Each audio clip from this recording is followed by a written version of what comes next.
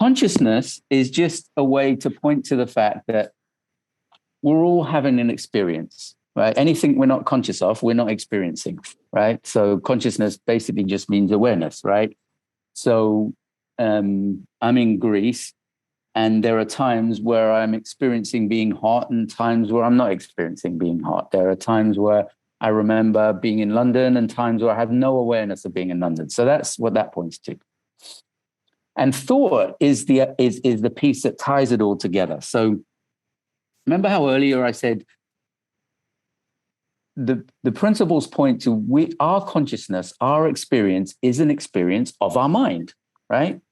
Which is why you can have a fully fledged experience when you're asleep as a dream. And as off the wall as the dream might be, it feels as real as the day because we're experiencing the same thing. We're experiencing a perception generated by our mind. We just happen to have our eyes closed, right? Now, thought is a way of talking about the creativity of the mind that adds form to the way that we experience it, kind of creates a script, creates a painting, creates a picture, right? So thought is a way of saying, look, we're experiencing our mind. And the reason we're not experiencing our mind the same all the time is because we're experiencing it through thought, right? And thought can allow you to experience things in a very clear, let me say it this way, very clear thought, very neutral thought allows us to experience our mind in a very clear, neutral way. As soon as our thought starts, this is how I think about it. As soon as our thought starts to get disturbed or disrupted, we experience our life in a very disturbed, disrupted way, right? But our experience is an experience of the mind created by the fluctuations of thought. Now, for me, the most pertinent part is that our thought varies in clarity. And as our clarity of thought increases, we have a more clear, undisturbed experience of that nature of the mind. We're more at ease, we're more connected to ourselves, we have less, we don't have any disturbed feelings, we have a richer experience. And as our clarity of thought deteriorates, our thoughts more distorted and disturbed. So we have more distorted, disturbed feelings. Things are blown out of proportion. We think in more habitual ways than kind of fresh, responsive ways. And we can talk in a lot more detail about that, but I think I used my 7 sentences at least already. Oh, you're okay. But so if we hear you correctly, if we hear you, what you're saying is that we're living in our thinking. Yeah, that you're living in an experience of your mind created by your thinking. And you can think of it like your thought is like a phone signal. So like when the phone signal gets worse, what you're hearing gets crackly and hard to decipher. And as the phone signal improves, it gets more pristine and effortless to hear. So you'll notice that, like I've worked in a lot of businesses over the last 23 years.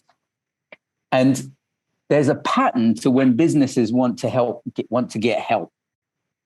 Teams, leaders, organizations get stuck when they start to feel more stressed and distressed because they can't think clearly. So they can't see what's obvious. Now they think it's because the problem's really hard because they're not aware of different levels of clarity of mind. So they hire a consultant, right? Now the consultant comes in, he doesn't care about the problem, so he doesn't have any distorted thinking about it. So it's easy to the consultant. The consultant comes in and says, "Why you do this, this, this, this?" And everyone's like, "Oh my God, he's a genius." The only reason he looks like a genius is because when your mind's clear, things are easy because you just see what's obvious with a lot of perspective. You ever have a problem where you're really ruminating about it and you can't really get to the heart of it, and maybe you have a day where you get distracted and you're doing something else, or you go for a shower, or you go for a walk, or you lose concentration for a while, and the solution pops in your head. And when the solution pops in your head, it's not the answer to what you were thinking about. It's a whole new perspective on the problem that's simpler, easier, shows it in a different light because you're seeing it with more clarity. So the level of clarity with which we're experiencing the mind and therefore seeing our life determines not only our level of contentment and well-being, but also our ability to see and act in clear, helpful, productive ways. Aaron, behind me on the wall here, I don't know if the screen is blurred, so you probably can't see it. I'm in, I told your friend's house in holiday home, but there's about 8 photographs of his grandkids on here. Yeah. In the first few days of life, if you get me, and they're all wrapped up here and they're beautiful looking. Okay. Yeah. It just struck me before. Now there's pictures of them today. Maybe 5-6 years on, whatever. But if again, I'm just struck by, one of the things that Sydney Banks talked about was this idea of innate health.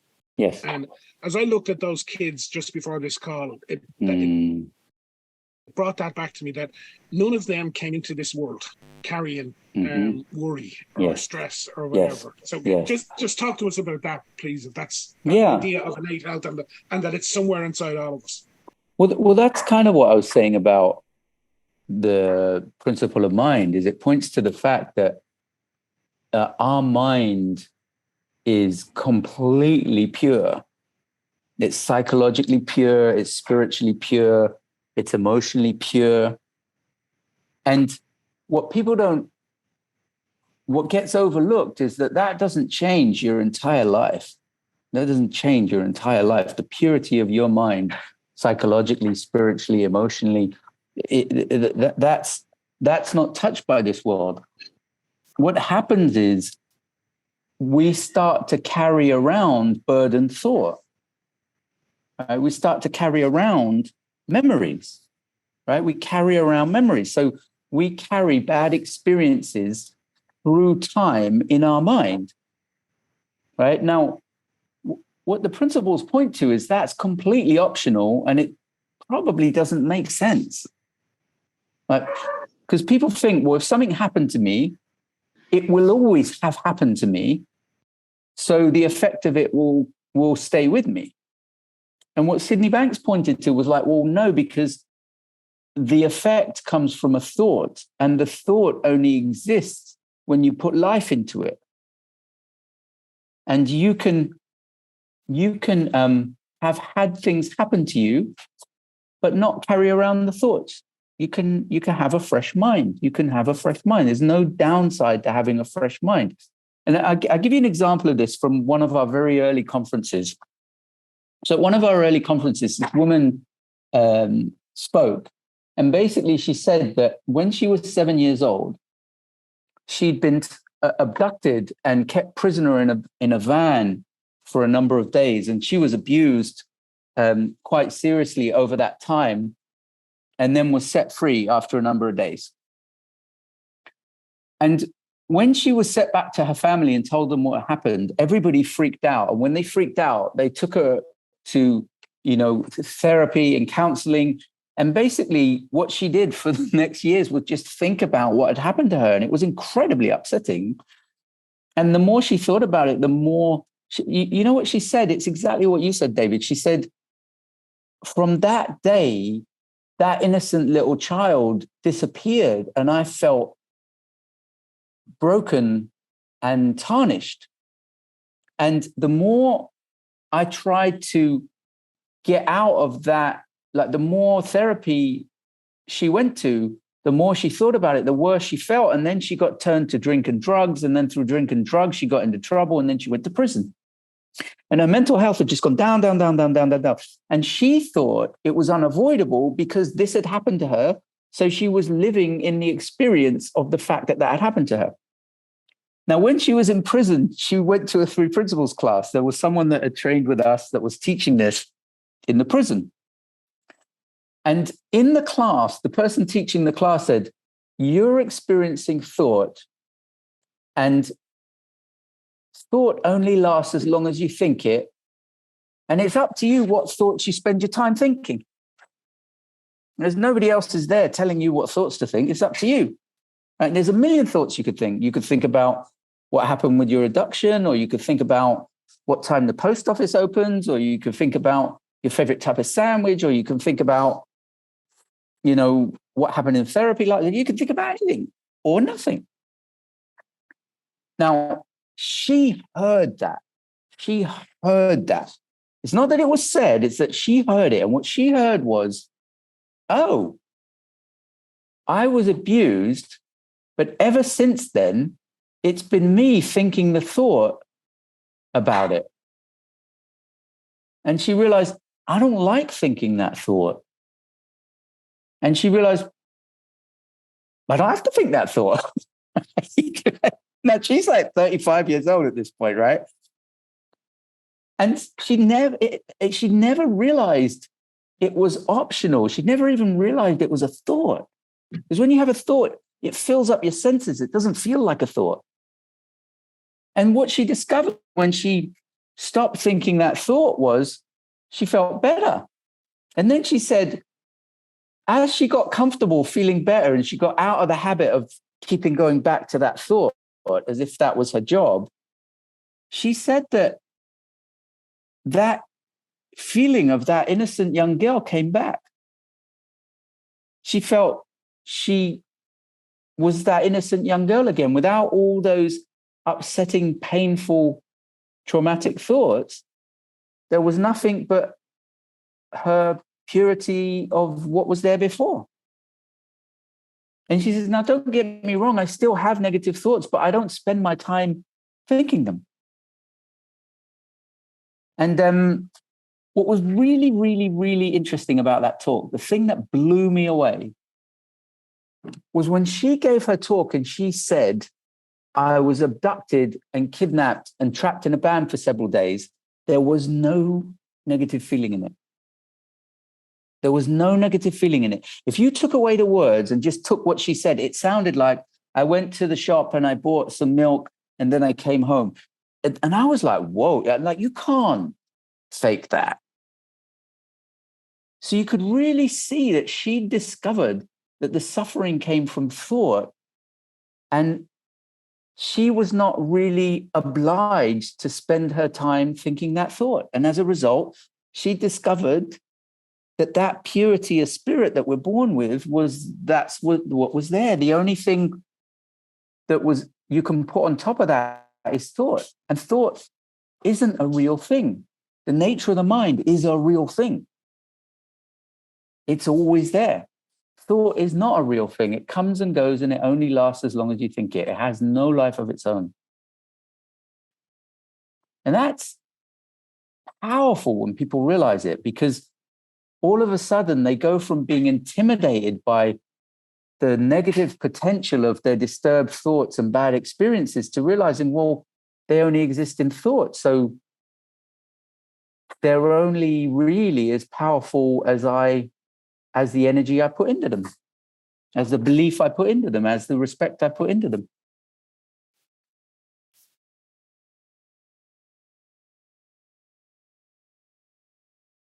If we absorb everything, that you're sharing with us now,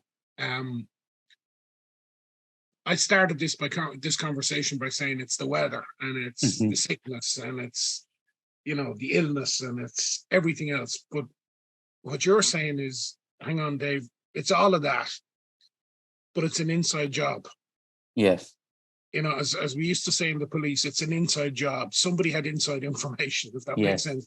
And this is an inside job too. It's to realize that the weather is out there, the illness is out there. I'm not saying it doesn't affect people, it does. Yeah, totally. But dealing with it is that, and if I hear you correctly, you're saying that young baby on the wall here exists in every one of us. In other words, that innocence, that purity is in there. Yeah. We need to find our way back into that to be able to get to this thought, to realize that, to reclaim it almost. Yeah. And building on what you said, Dave, just for everybody. And then, I'm really happy for people to, chime in and ask me what they're thinking. But when we're in a situation, right, our mind has the potential to illuminate that situation from an infinite number of levels of clarity. right? So you can have an infinite number of different experiences and perceptions of the same situation, right? That's important to know. And it's also important to know that there's nothing to stop you having a very clear-minded, emotionally resilient, grounded experience of any situation. And the only thing you're up against is a thought, right? So if I'm in a situation and I'm perturbed by it, the way I'm perturbed, that's a feeling. And the feelings are an experience of thought. So I'm up against the experience of the thought that I'm having. And the only thing that matters when you're up against a thought is, do you know it's a thought? And do you know that thought is just the creativity of the mind at work? It's just one of a million different perspectives your mind can create. It doesn't have any power of its own, and it only has the relevance you give it. Right? So I'll give you a real example. For me, before I learned that, if I would get in a down mood, I would have the thought, what's wrong with me? I thought that was real. So then in that down mood, I'd start to try to figure out what's wrong with me. And when I was in a down mood, I tell you, you can see a lot of things that are wrong with you. And I thought those were real. So I would just tank.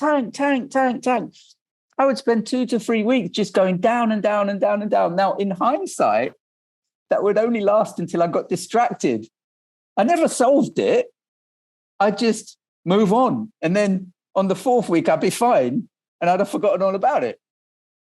Now, when I learned that I was up against thought, I remember the first time I had that thought, oh, what's wrong with you, Aaron? And I thought, what's wrong with me? Oh, I must be in a negative thought. There's nothing wrong with me. I'm just in a thought. So you're having a completely different experience of exactly the same thing. If you think it's real, you're going to be up against it, even though it's only a thought. But if you know it's thought, you can know you're only up against the thought. Then it's like, oh yeah, well now let's talk about it then.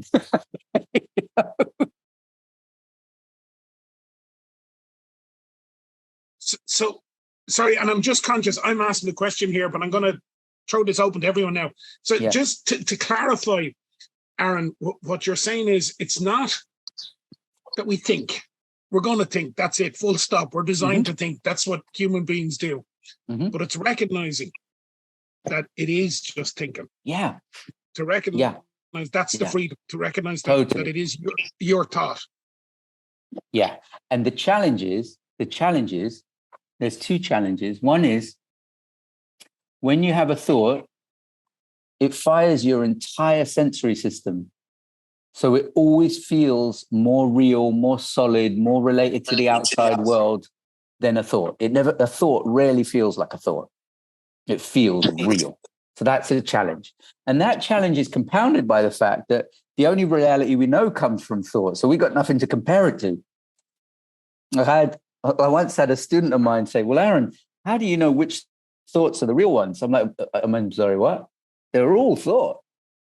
You don't have any. That's one of the things that's funny about cognitive therapy. They're like, well, let's compare these thoughts to an objective reality. I'm like, well, how does a person that's in a thought create a perception access an objective reality? It doesn't exist. The only variable is your level of clarity, because as your level of clarity increases, your grasp of things is going to be more intelligent and more functional and work better. Now you have to see this. You have to try this out for yourself. You don't take my word for that. And as your thought gets more distorted, it's more dysfunctional, more painful, more unhelpful.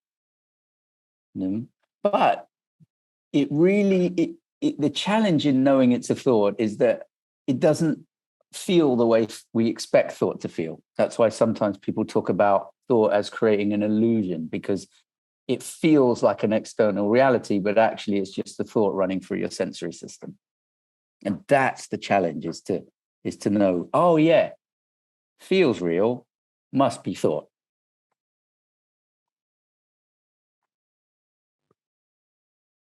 gang, I'm doing all the talking here. Yeah, is this making sense to people? Are there things you want to, get in and talk through? Yeah.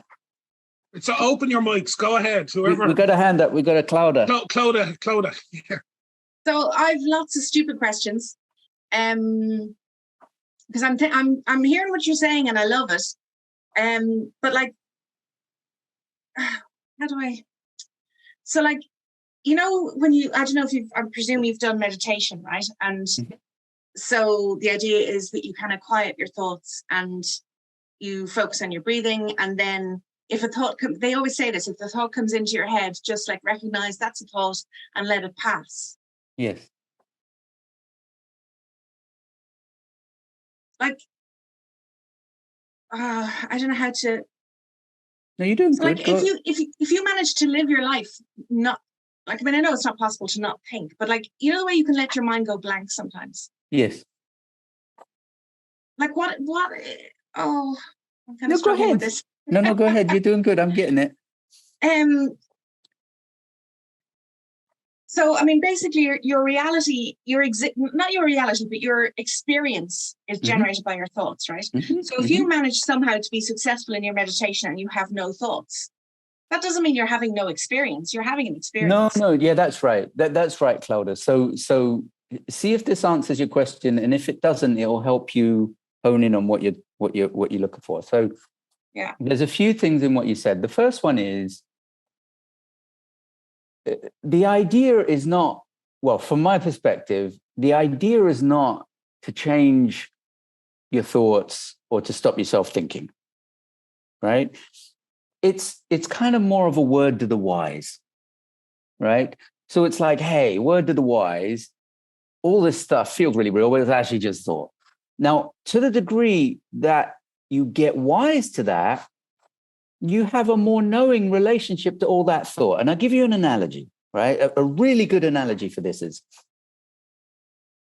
young kids, when they watch TV, usually take it too seriously because they don't really understand it's not real, right? So when my kids were young, there were certain things that would be quite traumatizing for them. Like they literally run out the room. Now, if that's a good symptom that they don't understand TV, right? If you're running out the room, you obviously, it's no more dangerous in the room than it is out the room. So there's obviously something they're misunderstanding, right?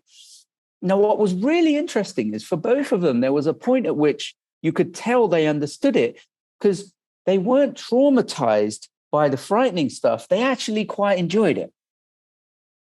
And when I asked them about it, basically, it was exactly the same. They appreciated it wasn't real. It wasn't dangerous. It wasn't coming at them. It just looked that way on the screen. Yeah. Now, that's exactly true of our thought. It feels serious. It feels dangerous. It feels real. But actually, it's just the creativity of our mind at work. It affects how we feel. It affects what we see, but it's all virtual reality. Okay. So right? In other words, you, in theory, have full control over what your experience is, because if you recognize a negative thought or a sad thought, you can choose to change it, right? Well, actually, Cloud, well, not really, but it's better than that in the sense that if you're willing to recognize it's kind of a passing thought that doesn't have to have any meaning, then why do you care what thoughts you have? Okay. Right. So, for example, before I understood this, I was basically, my life was run by my anxious thinking. Right. Now, sometimes I still worry, but I know it's just thought. So if you caught me before I understood this worrying and you said, Aaron, are you worrying? I said, no, I just got a lot going on. It's quite important and I'm trying to figure it out. And I took a lot of nonsense. Now, if you see me worrying now and say, Aaron, what's going on? Are you okay? I'll be, yeah, I'm fine. Well, you look pretty anxious. Oh, yeah, I'm anxious. I'm ruminating on my anxious thoughts. Oh, you got something going on? Well, I have no idea. I'm too anxious to know my butt from my elbow. So I don't know why you're asking me. Are you okay? Yeah, sure. It's just a bunch of anxious thought and anxious feeling. Like, now, the only times that's different is when I slip out of an understanding and I start really taking it seriously. But nothing serious is happening. I've just forgotten it's TV. Right. right? Now, the only thoughts that make sense to me to take seriously are the ones that we have in a much clearer state of mind, because they're actually informed by an intelligence that's helpful. Right? You know, when you know something, you're like, I know that. Those are worth taking seriously because they're useful guides. So now all of a sudden you have a way of distinguishing the wheat from the chaff in your own mind. Now, it doesn't mean you're like, well, I want all wheat and no chaff. If you know the difference, what do you care? Okay. So then, because you can't really control your thoughts. So the idea is then if you have thoughts that aren't helpful or you don't necessarily want, you just kind of it's not that you're refusing to allow them in your head, because you can't. The more you not up to you. Yeah. Yeah. That would drive you absolutely crazy. But you're just like, I'm not taking that thought seriously. Yeah. And you maybe distract yourself with a different thought or use something. Well, you don't even need to distract yourself. So one of the things that adults are not used to is leaving their mind alone. Right? Young kids are brilliant at leaving their mind alone. And actually, it takes a lot of training to teach a kid to analyze. Right? So when my kids were young, I'd be like, I have 3 oranges and I'm adding another orange. How is that? And they'd be like, I don't know. And I'd be, what is that? I got 3 and I'm adding a 1. How many is that? And you see them try and think. And then they'd be like, oh, man, I'm not doing that. That's too hard. I don't know. And then right? It's not natural. But yet we're so in the habit of it as adults, we don't even know we're doing it. So there's a feeling to leaving your mind alone that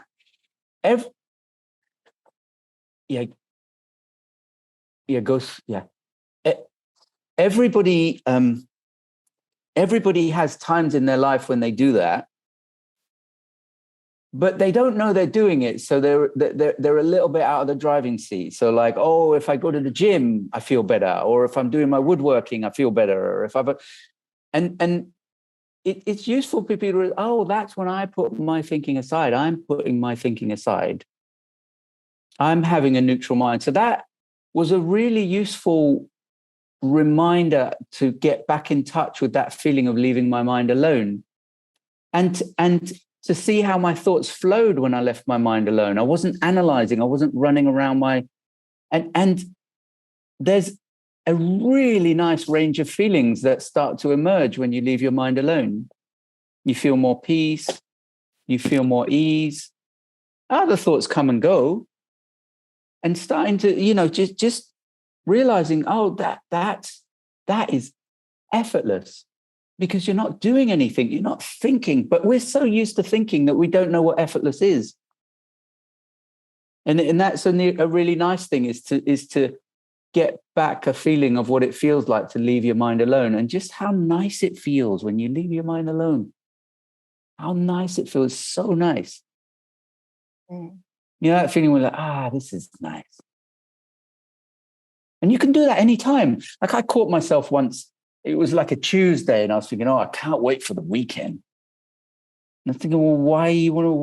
What's so good about the weekend? What's going to happen on the weekend? I'm going to be like, I'm like, well, why don't I just do that now? I'm like, oh, yeah. Leave it till the weekend. Okay, now I'm good. Okay, great.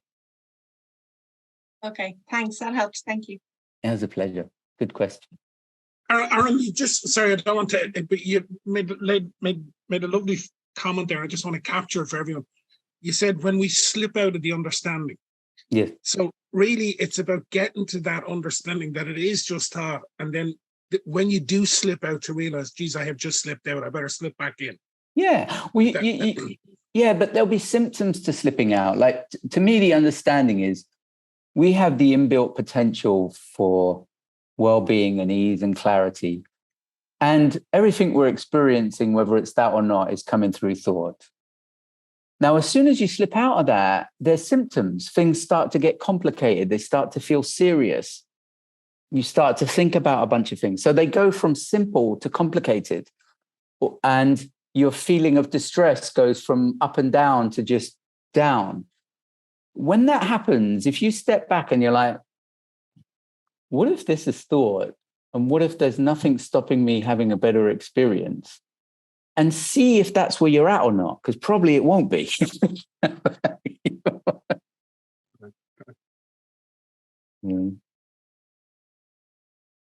Anyone else want to come in? Please join in. Questions, comments? Yeah. Oren. So you're saying experience comes from thought. Mm-hmm. So where does pain come from? Well, I'm probably get myself into trouble here. So give me a little bit of space. But I would say that our ability to experience pain comes from thought, right? That our ability to, our experience of physical sensations comes through thought, right? And I'll give you an example. And you can say what other examples you'd like to talk through. And this is not to say it's anybody's fault. It's just how it looks to me. This is how experience work. I can only talk about what it looks like to me. So I had a client that I worked with many years ago. And about 3 years ago, he called me back up. He says, Aaron, the last 6 years, I've had terrible chronic back pain. Nothing I have done has eased it. My life is becoming really difficult. But last weekend, I was out at dinner with my friends and we had a really lovely dinner. And I realized that after the dinner, I hadn't had any back pain. And that made me think that maybe this has something to do with what you do. So I'd like to talk to you about it. I said, okay, well, come and meet me. So we came to where I was working and we met.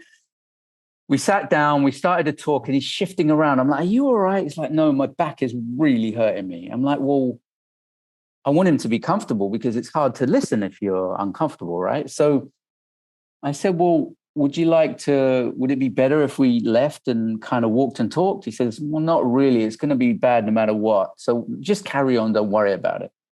I was like, all right, well, if you insist. So we started talking. And we talked for about an hour. And as we got up, he says, you want to hear something interesting? For the last 45 minutes, I haven't had any pain. Now, whatever's going on in his back that's causing the pain is probably a constant. Maybe it's getting worse. I don't really know. But the experience, this is the way it looks to me, the experience he's having about it comes from his thought. Now, I was invited to talk at a chronic pain clinic on this topic. And obviously, my goal was not to say, don't worry about it, it's only thought. But I did want them to start to see that the way we relate to our thoughts determines the kind of experience we had. So I talked to them a lot about the experience of being cold. Like, like for me, I get cold before the temperature drops because I'm so concerned about getting cold, I'm preemptively cold. So before it gets cold, I'm wearing a hat and scarf and people are like, are you warm enough? Because they think it's hilarious. And I'm like, yeah, that's why I'm wearing this hat and scarf. And I hadn't realized until, more recently that it's because I'm always thinking about not being cold. Right? Now I don't think about not being cold. Even when I'm cold, I don't really feel so cold, right? Like if you have a headache, you can exacerbate that headache by thinking about your headache. And if you're not thinking about it, the experience tends to come and go, right? So we talked about that in the chronic pain group. And what was really interesting was one person put up their hand. They said, you know what? This is really interesting because now that we're talking about it, do you know what I'm seeing? That the reason my pain dominates my life is because of how much I'm thinking about it when I'm not in pain. I'm worried about when I'm going to be in pain, what it's like when I be in pain, when's it going to come? And so when it does come, I'm already tense. And so it's a big deal. And then afterwards, I'm thinking about the next time. It's like, if I only experienced the pain when I was having the pain, my life would be totally different, completely different. So the benefit of what we're talking about, Oren, is that it allows us to separate the additional thought by which we kind of exacerbate our experiences. And people do that with emotional experiences too. Like people have anxiety and then they have thinking about their anxiety that amplifies the experience of anxiety, right? So there's the experience of the experience. Now, in working with people, when they don't add extra thought to their experience, the experience itself is so much less devastating and all engulfing, and usually a lot more tolerable. It's usually the extra thinking that tips it over the edge. I don't know if that makes any sense. Yeah, it does. It does make sense to a point, but if I suppose I'm kind of thinking about consciousness and the idea that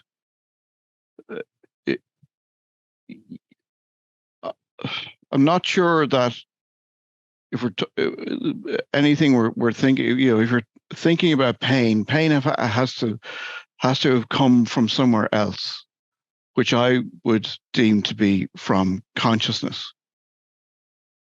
So we're not born with, what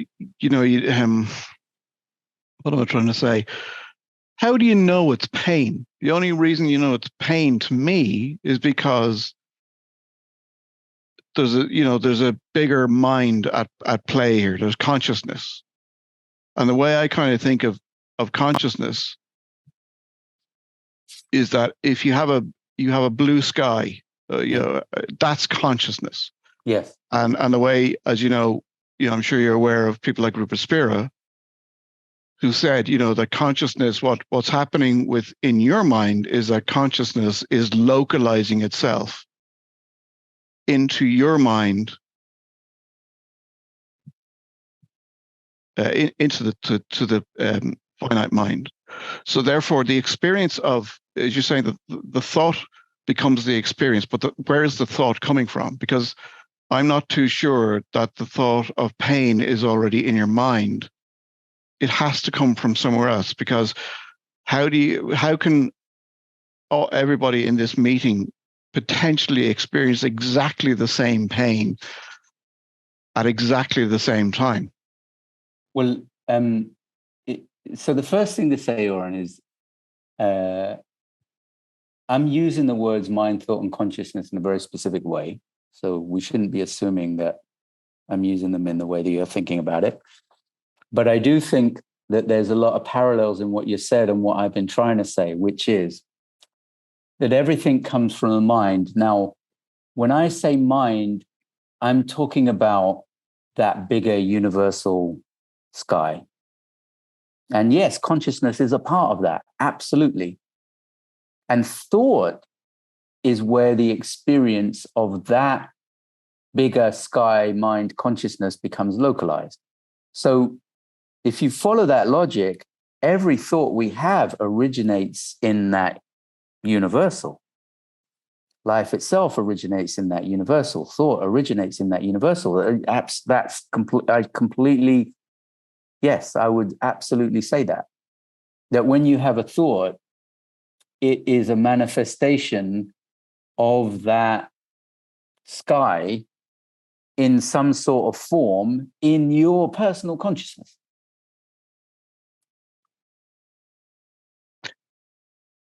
So it's. Aaron, so can I just for me, when you say pain, are you talking about physical pain or are you talking about emotional pain? I'm talking about both. Yeah, okay. I'm because like if you think of if you take it back to World War II and Hitler's killing 6 million Jews, they all experience pain, be it, emotional pain. Mm-hmm. Mm-hmm. But that pain had to have come from somewhere else, which has got to be, into my mind, a bigger consciousness. So it's not localized. So to my mind, so pain becomes exactly the same. If somebody pinches you, and then they pinch me, that pain is exactly the same feeling. But that has to come from somewhere. I don't know about that, Oren, because I have the experience. If I'm distracted and I'm pinched, I don't really even feel it.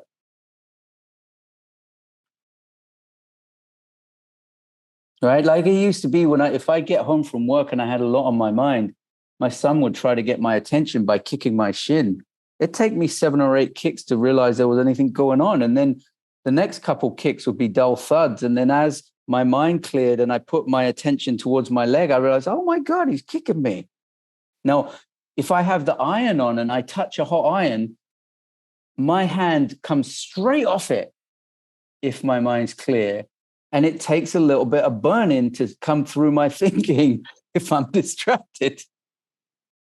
Yeah, but I suppose that's the bit I particularly don't understand. If you're saying that the experience comes from thought, and you put and you decide, if you could, that I'm going to put my finger on the iron, and I'm not going to experience any pain because I've eliminated that particular thought / experience in my mind. Well, no one said you can eliminate thought, and I'm not. I don't know what you're assuming I'm trying to say about where thought's coming from, because I would say that everything comes from universal mind consciousness. I mean, I'm using consciousness because that's the word you're using. I would use the word mind, but I don't really think the word you use matters very much. So if you're saying, well, look, there's a universal source and there's a universal consciousness, and that's where everything comes from, I'd be like, yeah, exactly. Absolutely. Absolutely. But I suppose, sorry to cut across you, but I suppose, Yeah, I don't mean to be argumentative, but I suppose what I mean is, if there's such a thing as pain and it's coming from mind, universal mind or universal consciousness, how have we not evolved so much that we say, actually, let's forget about pain. Let's forget about emotional pain and physical pain. Well, because that's a bad thought, bad experience. Let's just put that aside. Well, Oren, the answer to that question, which you're not going to like, is my understanding has led me to appreciate that I can have a really rich, connected life in which I have a good learning curve by keeping my mind open to new thought that comes out of the blue. And your question would fall into the category of things that you could think about and never get an answer to. And I'm not really interested in that because the sacrifice is too great. If I start thinking about that, knowing I'm never getting an answer by analyzing it because I don't understand it to start with, then I'm going to completely occlude my mind when I'm trying to have a free-minded life. So one of the things that's really tricky about the mind is that the intellect pops up and says, hey, here's a doozy of a question for you. How'd you fancy figuring this out? And the problem is, it's just a temptation to get busy, and it's really pernicious. No, pernicious is a little bit extreme, but it's really kind of, hey, I got a question for you. And I've learned that using my mind to analyze cuts down the new thinking that comes out of the blue and cuts down the bandwidth to have a richer experience of life. And my current take on that is it's not worth it. The opportunity cost is not worth it. There's no gain, and the opportunity cost is too great. So I think it's a great question. I don't really know the answer. And I would be very wary of spending my time trying to figure it out.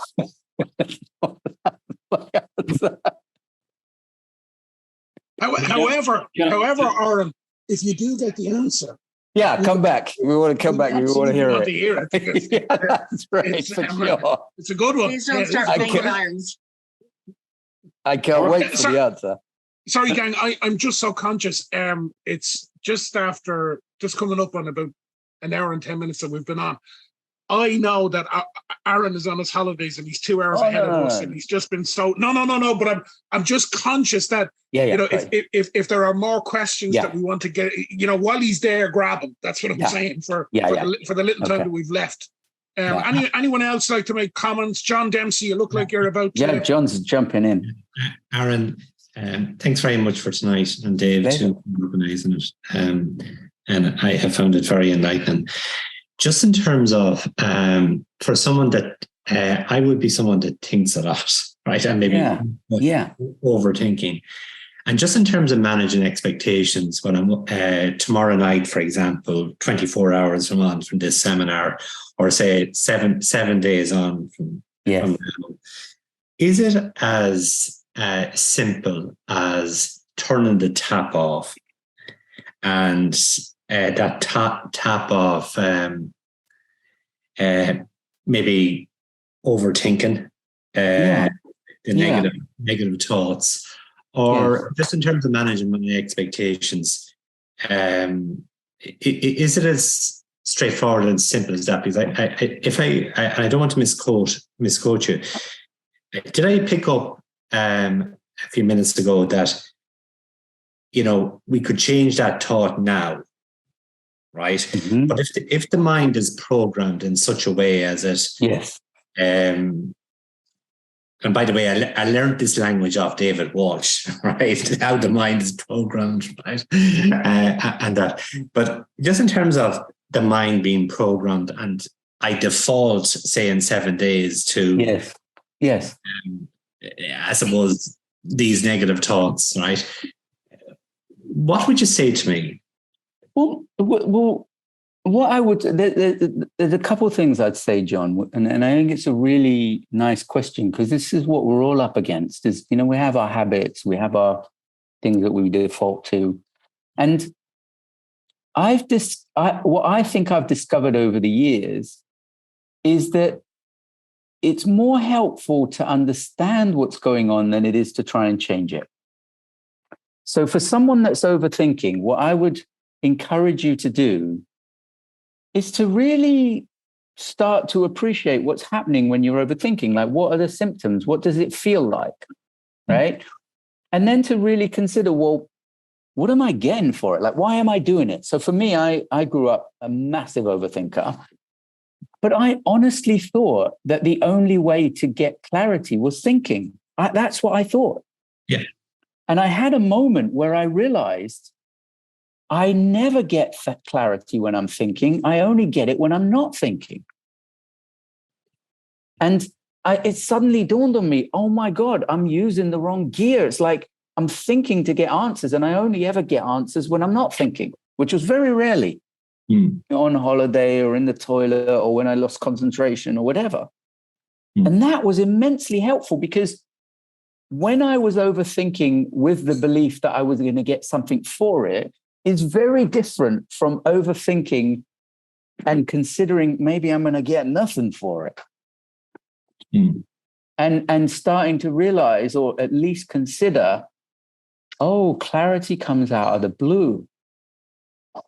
Okay. It always has done. Okay. But there's life, right? There's five kids. Yeah. There's 5 kids in there tonight. I have 5 kids. It'll be going here, there, and everywhere. Just to go back to what Claudia mentioned there a few minutes ago, and she mentioned the area of meditation. Is it a case of, and again, I have to admit, I'm coming to this 3 principles late in the game as such, right? Is it as simple as just practice, or getting that ear space where you can experience that cleanliness? Like I think, I mean, that's a really nice idea, John, is give yourself time to kind of get a feel for what's it like if I just leave my mind alone? What's it like? I like that. I like that sentence. Leave your mind alone. Yeah. Because, like, I've often had people that I've met with, and they're overthinking and they can't listen because they're thinking.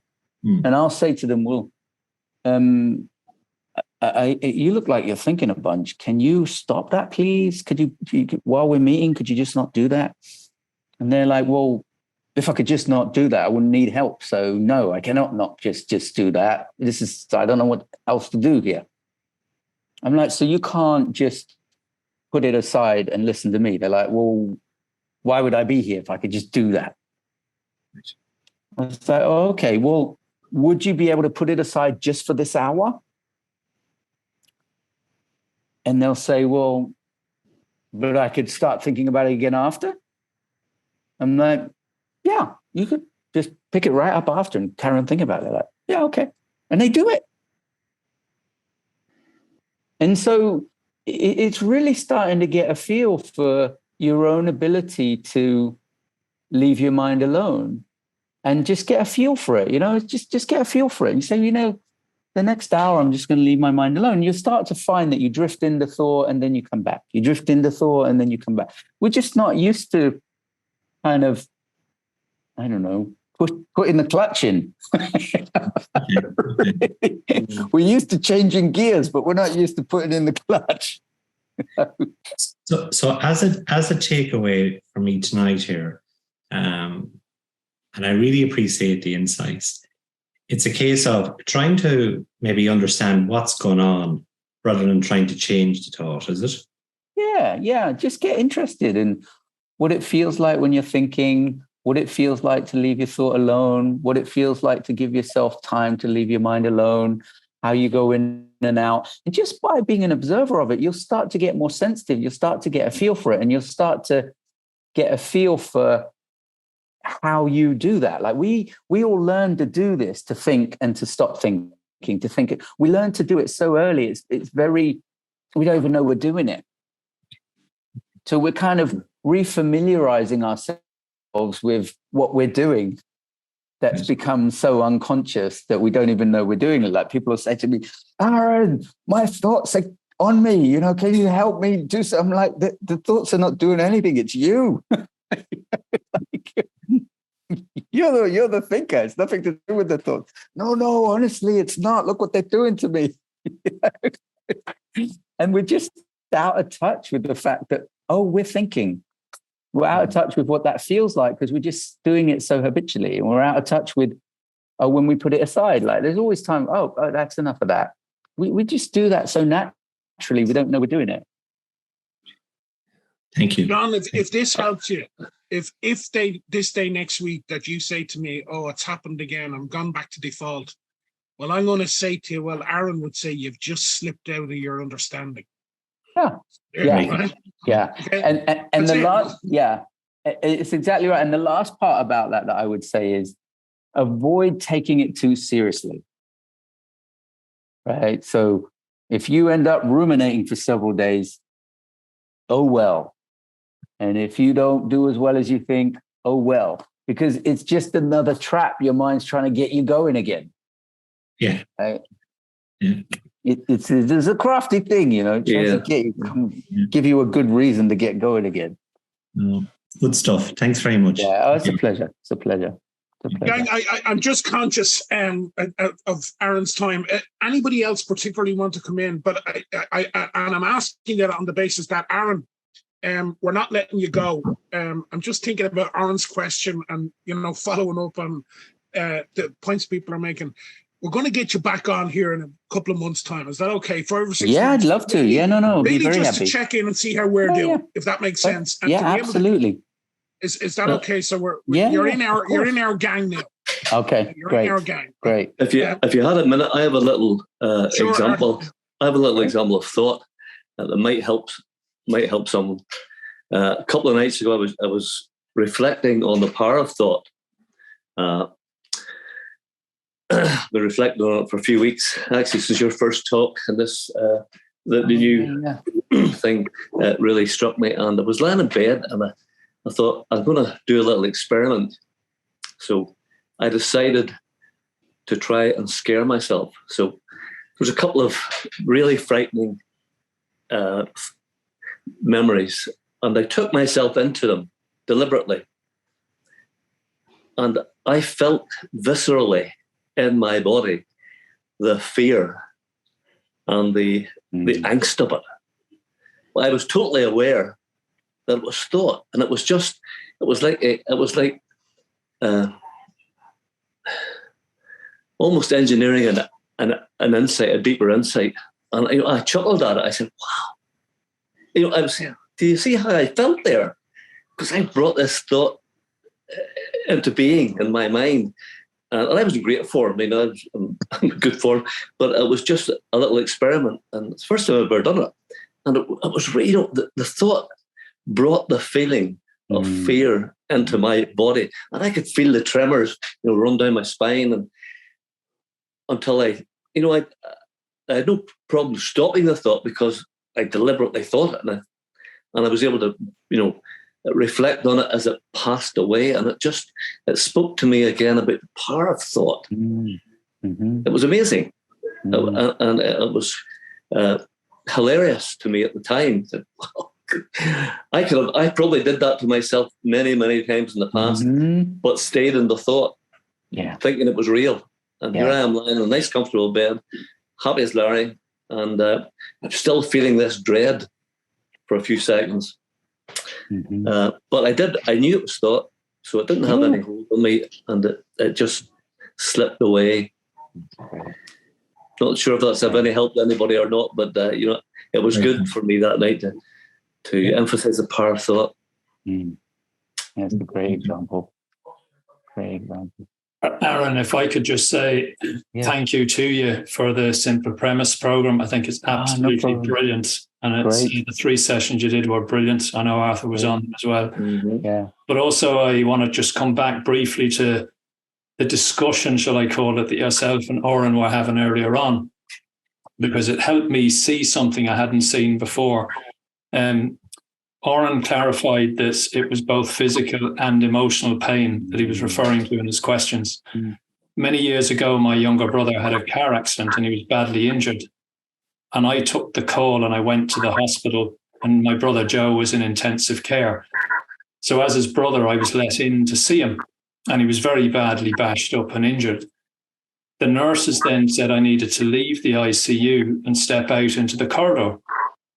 And a further friend of my brother's had come to the hospital, and when they saw me come out of the ICU, they ran up to me to ask, "How is Joe?" And when I tried to speak, I couldn't speak because I was too upset. And just as that happened, the nurse came back out and said, "You can come back in now." And my understanding of that up until this moment this evening was that I suppressed the emotion and I just went back into the ICU. But what Oren's challenging questions, as I heard them, helped me see, and your answers to them, was no, in that few moments when I couldn't speak, I was absolutely caught up in my thinking. And when the nurse said, "You can come back in now," I just let the thinking fall away. And I just went back in and I sat by my brother's bed. And he was in a coma, but I spoke to him as if he was awake. And the thinking fell away and I was calm. And I never saw that until this evening. So I want to thank you for that as well. Both of you, actually. Oren's questions helped me see that as well. That's very cool. That's very cool. Anybody else? Anybody else? You have 1 minute of Aaron's holiday time left. No, if anyone's got something they want to talk about, we have as many minutes as, I just want to say thank you so much for tonight as well. It was very enlightening. I really, really enjoyed it. So thank you so much for taking the time. Oh, it's a pleasure. I was saying to Dave, I really appreciate being invited, and it's been really nice to kind of have some time with you guys and talk with you and talk things through that are on your mind. So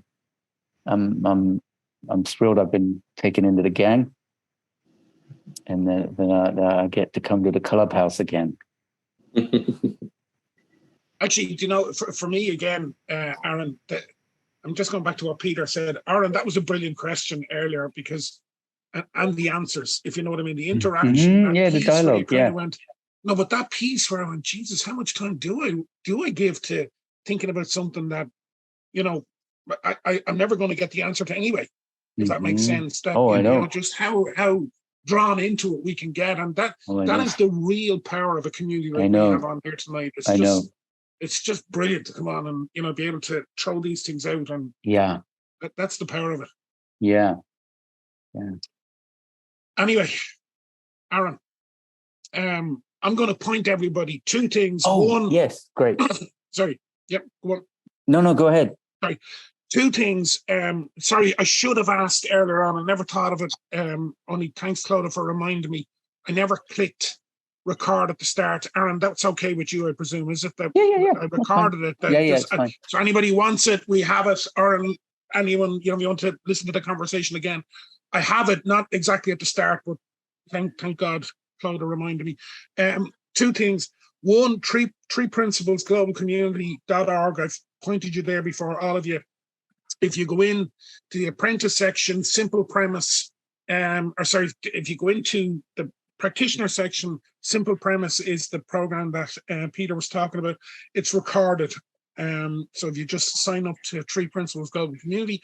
Other than that, go to onethought.com, which is Aaron's website. And he has another series, the One Thought series. And I think there are a number of videos to introduce you to the program. And then you can decide, you know, I signed up for it recently. I love it. You know, and it's very much what we were doing tonight. It's that kind of you know, asking questions. It's almost Aaron asking the questions that have appeared for him over the years. And so basically that onethoughtonline.com, our online course, you, like Dave said, you can watch the first couple videos free. It's my attempt to kind of introduce all of this nugget by nugget, and so that you can kind of go through bit by bit and put it all together for yourself. So, gang, I'll just, again, Aaron, thanks a million. You know, we had Natasha the last night. You know, we're getting the foundations of 3 Principles. We are so lucky for such a small little group here in this country. And as I said, Aaron, to you on the call when I spoke to you last week, probably we'll end up leaning on 3 Principles UK, like everything in this part of the world, that we're such a small group here now. Please God, we're going to grow. And hopefully the next time you're on, there'll be more of us. Aaron, thank you so much. Onethought.com. Or you know, let me know and I'll point you all towards it. So look, let's call it a night. All of you, hope you really enjoyed tonight. I did. I got a huge amount from it.